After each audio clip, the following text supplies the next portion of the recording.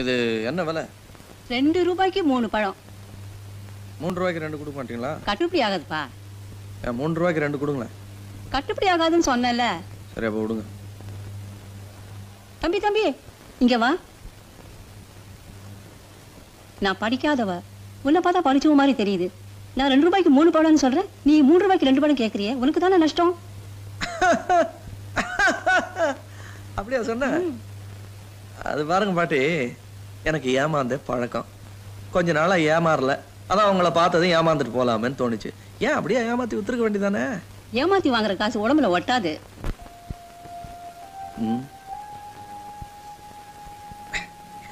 பாட்டி, உங்களை மாதிரி ஆளெல்லாம் உலகத்துல இருக்கிறதுனால தான் இன்னும் உலகம் அழியாம இருக்கு.